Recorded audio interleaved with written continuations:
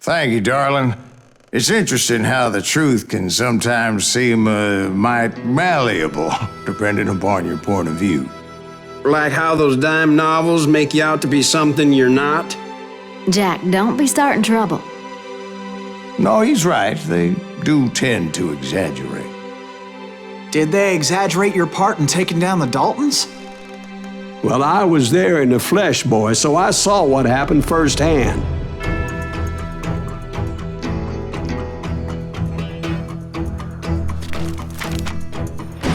Those Daltons were lawmen once, before they all went bad, robbing banks and trains clear across the territory.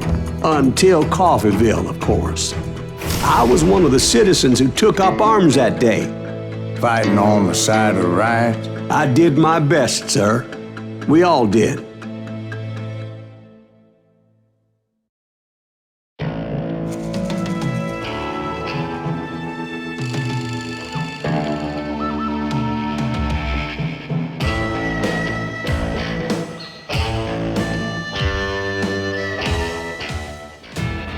It was early morning.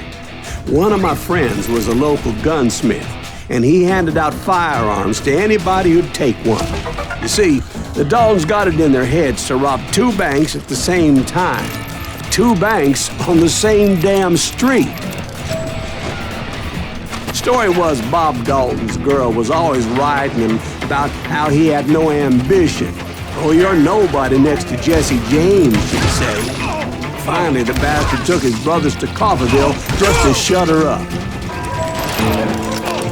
Well, the locals recognized the Daltons right off.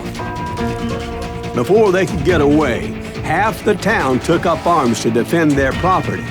Their first mistake was pulling a job in their own damn hometown. The boys grew up in Coffeeville, so everybody knew them. The bank teller tricked them, telling them the time lock on the safe wouldn't open till 9:30.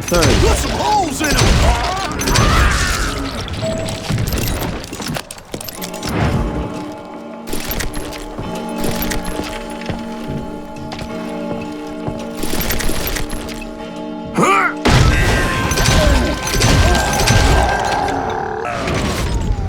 The brothers paid dearly for their stupidity, but everybody knows they had it coming. There's more to it than that. I read all about that day, so I know for a fact that it went down very differently. First of all, it was high noon. A posse of U.S. deputy marshals were on the rooftop across the street. Get ready, boys. They're gonna make a move. The lawmen had been tracking the Daltons for months. Now they finally had them dead to rights.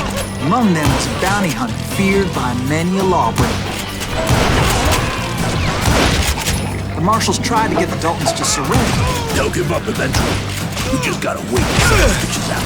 This bounty hunter knew that the brothers were far too proud to ever lay down their guns. He went in there alone to confront those criminals. One of the marshals shouted, "Where are you going? Are you crazy?" Hey, where do you think you're going, dumbass? That rifle's mine. But he paid him no mind.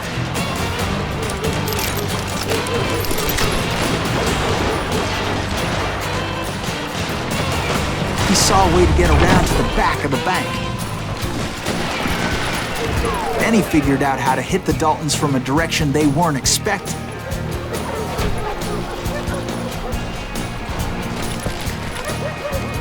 From above. Fortunately, a water tower was right there.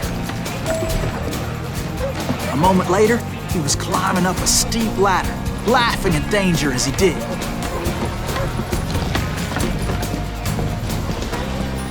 It was brave men like him who risked their lives to tame this wild hunter.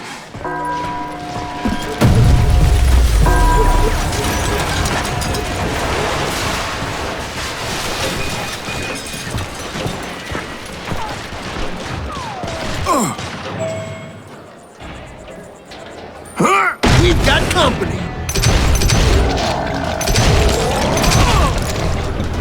Heroic men like him, who did what other men couldn't or wouldn't to make this country free. Like Jim Bowie, Is that Davy Silas Crockett, Greaves? who died Son of defending the alley.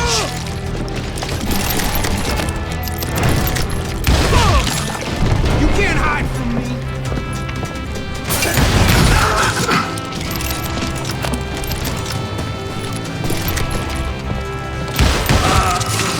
I'm sorry, son of a bitch!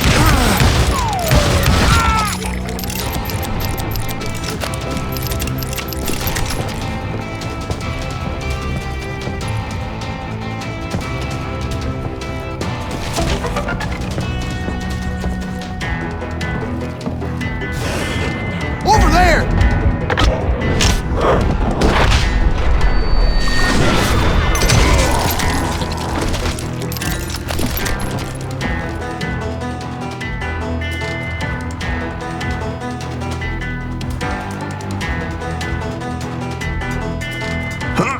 That's Silas Green! What the hell? Blam! Blam! He came away victorious, taking down those thieving Daltons.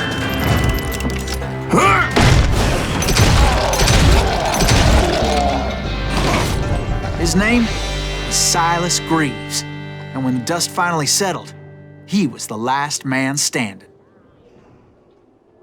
Sorry, kid, but that just wasn't the way it happened.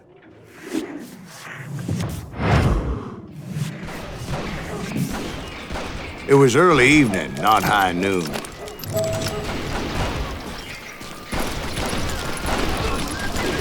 Daltons blew up a safe, and were all set to hightail it out of there. I was late to the party, and Coffeyville was already up in arms. Those pathetic deputies surrounding the bank were dropping like flies.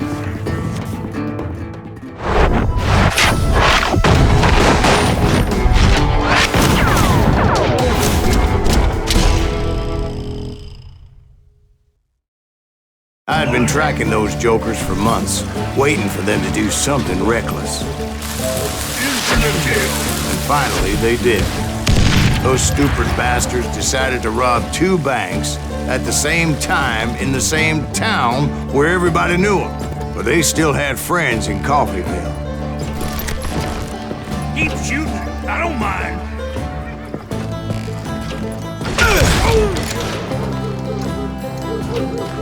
Would it?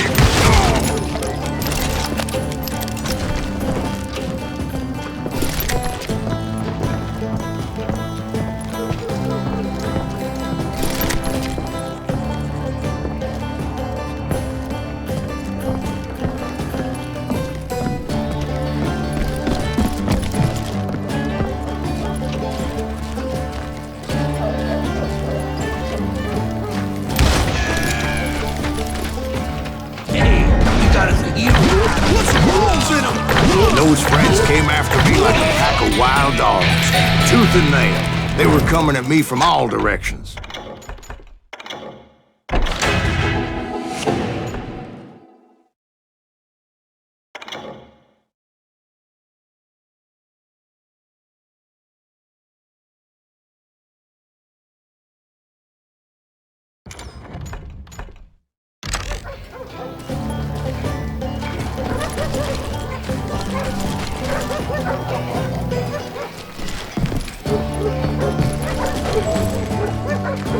I caught sight of the Daltons running with the money and didn't want to lose it.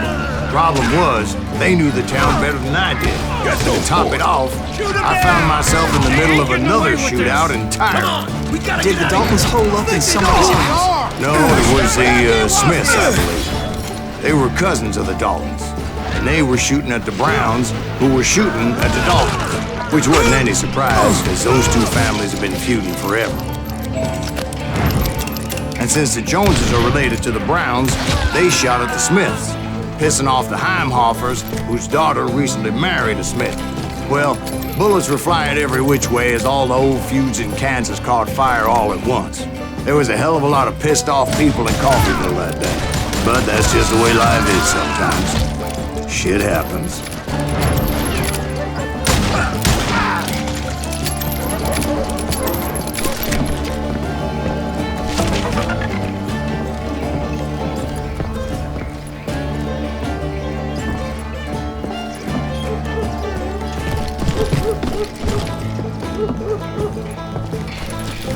The Dalton boys knew I would never give up. Those Daltons weren't the sharpest knives in the drawer, but they always stood together. They set a trap to slow me down and allow at least 2 of them to escape. The third brother stayed behind to plant me, just in case that trap of theirs didn't work.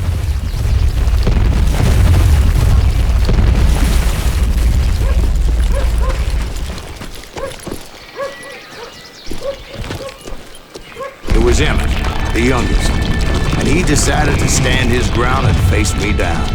I ain't afraid of you, Silas Greaves. This is where it ends for you. He was determined to protect his brothers. And I understood how he felt. Taking me on all by his lonesome wasn't exactly a recipe for a long life.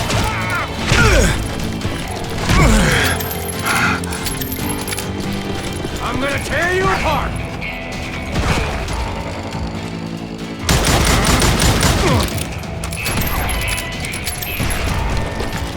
You ain't getting by me, Greaves.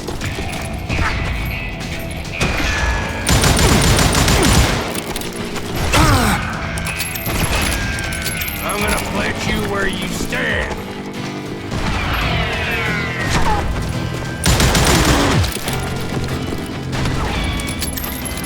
Gonna send you to the bone.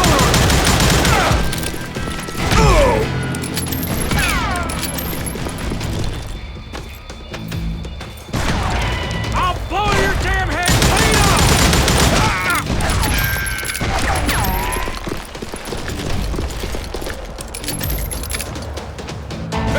I'm gonna cut you in half!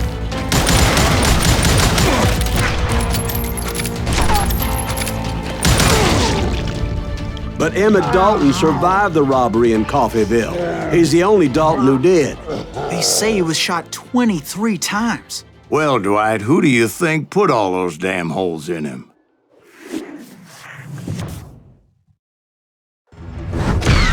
But I have to admit, that boy had grit.